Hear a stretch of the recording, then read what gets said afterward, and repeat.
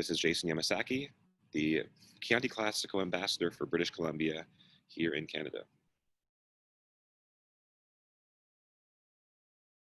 That I already loved Florence and Siena. They were my favorite place in the world already before that. So when the opportunity of the competition came along, to me it was like, okay, there's nobody else that's winning this except for me. Not a chance.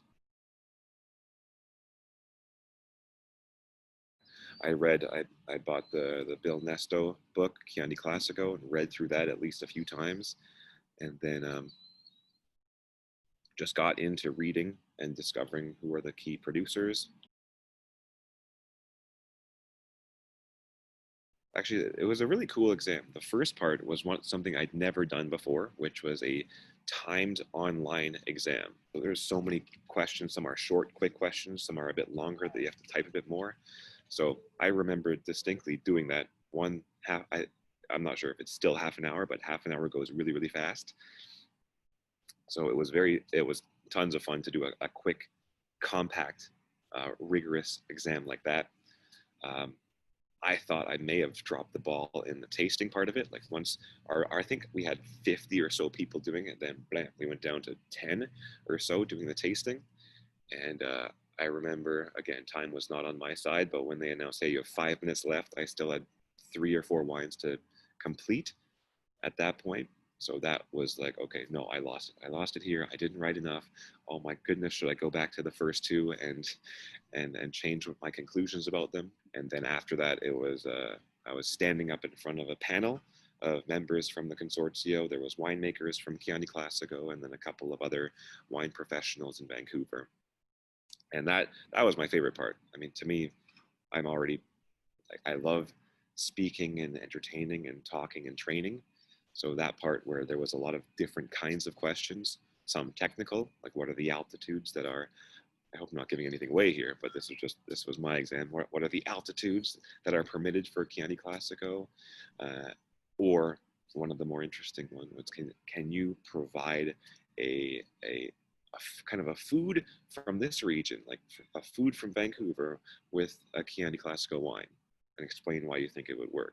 So there was a great diversity of questions.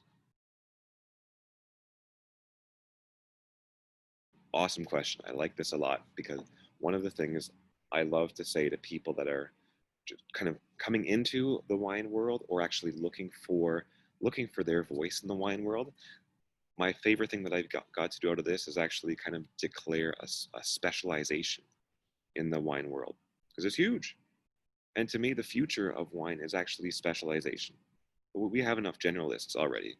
Everyone kind of, at a certain level, everyone kind of knows what there is to know about the world. But where it gets really interesting, where the opportunities get super rich, is when I say, I'm not going to pay too much attention over here and not too much attention over here.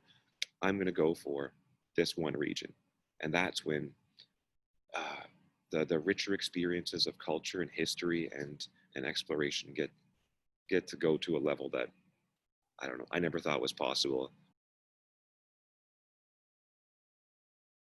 If you read what's going on around the wine world right now, this is the region. This is the one.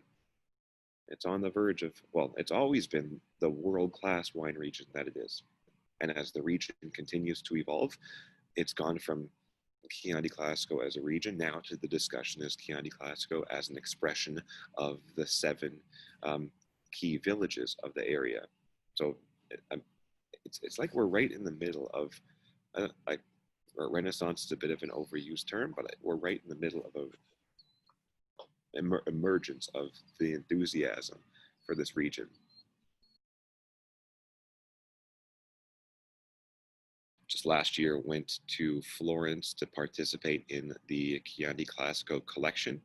So it's a 2-day event in February where all of the new vintages of the Annata, the Reserva, and the Gran Selezione are released. So to taste and to discover what's upcoming for the vintage, where are all my favorite producers at, and then had a chance to tour around the region for a week and just discover new properties and just the culture and the place Chianti Classico is so fascinating. I'll put on a few different seminars in Vancouver, or there's very near Vancouver, there's a place called Whistler, which is a tourist destination for skiing, snowboarding, mountain biking, depending on the season. But they have a pretty thriving restaurant scene up there. So I've done and actually have created my own version of what a Chianti Classico seminar is out of that. And then I also am a board member with the Canadian Association of Professional Sommeliers. So we've done small little virtual events with winemakers from Chianti Classico featured there.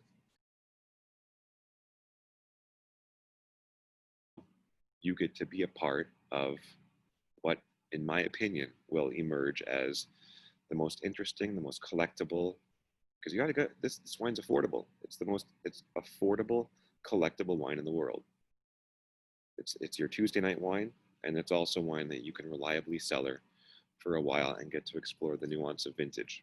But for me, it's actually just the pride in being able to say, I get to be the ambassador for my favorite wine region in the world.